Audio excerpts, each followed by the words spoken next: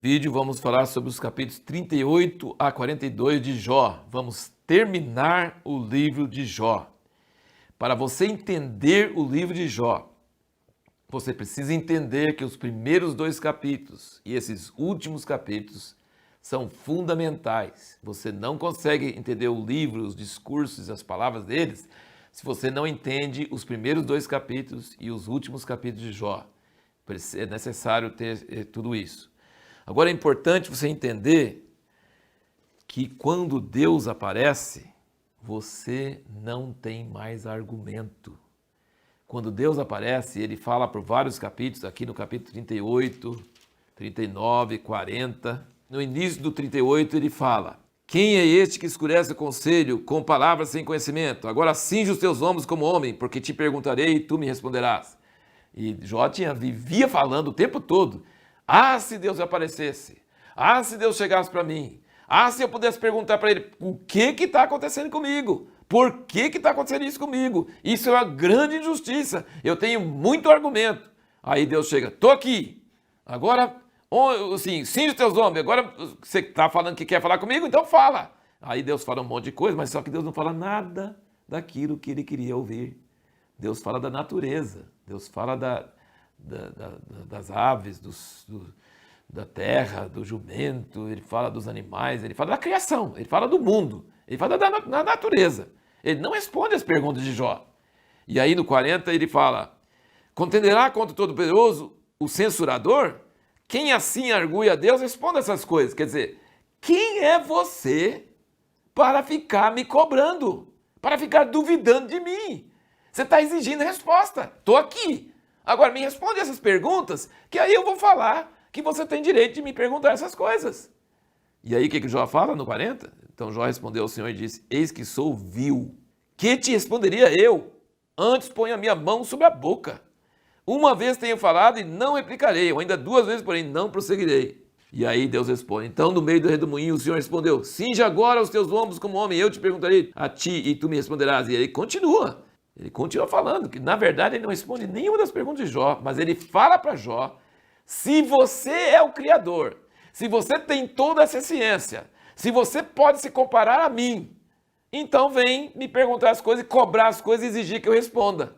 E Jó fala assim: não precisa responder mais nada, não precisa me falar nada, que eu entendi agora quem eu sou e a minha presunção absurda de exigir que o Senhor tivesse que se explicar para mim. Agora eu entendi.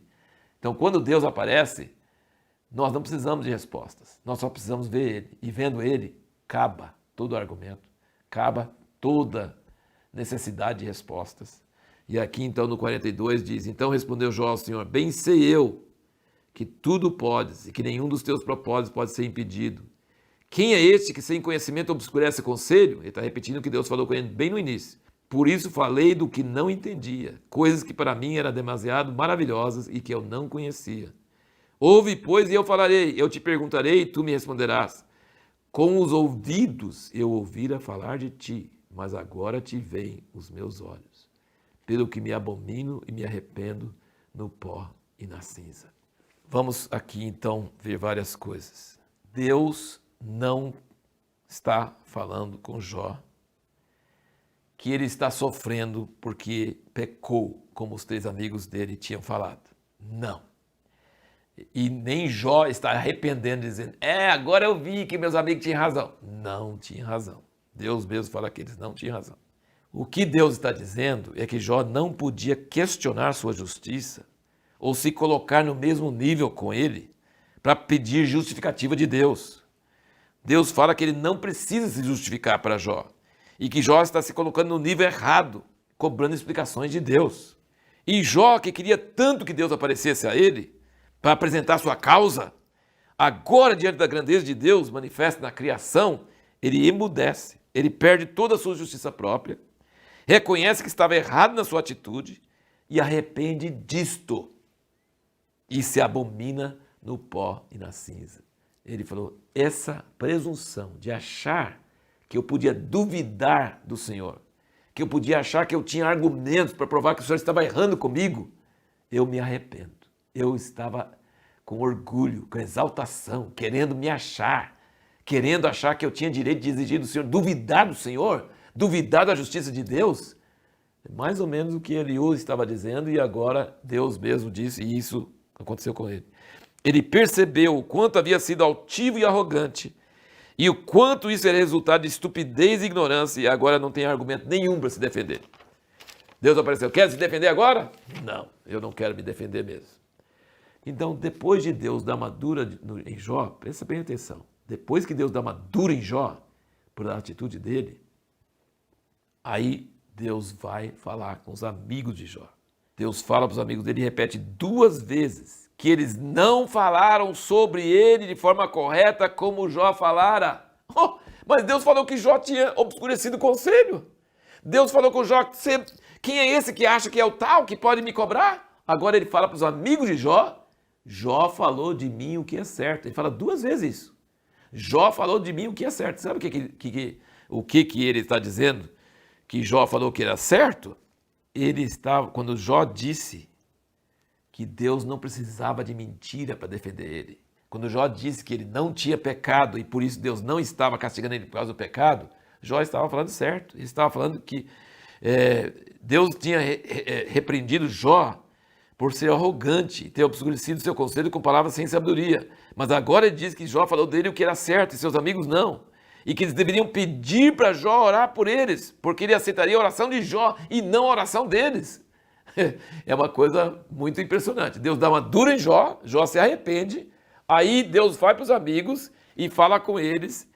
E podemos concluir que quando Jó dizia que Deus não precisava de bajulação e nem de razões falsas para defender sua honra, e que ele tinha certeza que Deus iria defendê-lo, e que seu Redentor estava vivo, e que ele veria Deus em sua carne, ele estava falando de Deus o que era certo. Suas palavras iam ser registradas em livros, que seu Redentor vive, que Deus ia defender a sua causa. Quando ele falava essas coisas, ele estava falando coisa certa, e seus amigos estavam falando coisa errada. E aí, terminando o livro, nós vemos que os amigos de Jó foram pedir para ele orar por eles. E ele podia ter guardado mágoa deles, mas Deus restaurou a sorte dele quando ele orou por seus amigos. Ele perdoou e orou por seus amigos. Um homem que se arrepende diante de Deus e se abomina no pó e na cinza, também não guarda a mágoa dos amigos. Então, no fim, o que Satanás pretendia para a desgraça de Jó e para envergonhar o nome de Deus, não deu certo. Jó engrandeceu o nome de Deus, não blasfemou de Deus, mas sofreu pra caramba. E Deus ensinou ele uma lição. Ele falou, antes eu ouvia falar, agora meus olhos te veem. Ele aprendeu uma lição de valor incalculável. Um valor para toda a humanidade. Todo mundo que lê o livro de Jó, todo mundo que sofre nesse mundo, tem chance de receber uma pérola de grande valor por causa do sofrimento de Jó. Então Deus permitiu que Jó sofresse, ganhou a aposta dele com o diabo e ainda Jó saiu no lucro e ainda os amigos de Jó saíram no lucro. Jó começou a ter o dobro de tudo que ele tinha antes, teve filhos e filhas novamente, viveu até ver os filhos até a 4ª geração, Deus restaurou tudo que ele tinha perdido e ainda abençoou os amigos dele porque ele orou por eles e Deus abençoou eles também. Então, no fim, Deus é bom, ele permite que o justo sofre, mas se ele permite que o justo sofre, ele tem as razões dele, ele tem aquela luta com Satanás para mostrar que o ser humano pode servir a Deus desinteressadamente e depois ainda ensina uma grande lição para Jó, que serve para toda a humanidade.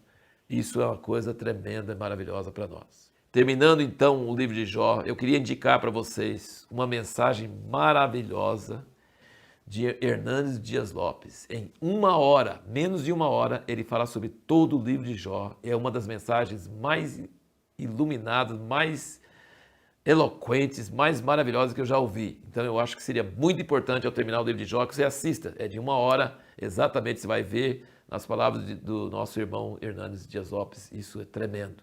Leia também o PDF que você pode baixar, que é de Philip Yancey, chama A Aposta de Deus em Jó. São coisas que ajudam muito você a entender esse livro maravilhoso que acabamos de caminhar juntos pela Bíblia e ver tantas verdades maravilhosas neste livro. No próximo vídeo, nós vamos começar o livro de Salmos. Nós vamos ler os Salmos de 1 a 9 e nós vamos procurar responder a seguinte pergunta: em que o conceito que Davi tinha de Deus era tão diferente de todos os outros da sua época? O conceito que Davi tinha de Deus, que expressa aqui nesses Salmos, em que aspectos é tão diferente do que a maioria da humanidade tinha sobre Deus?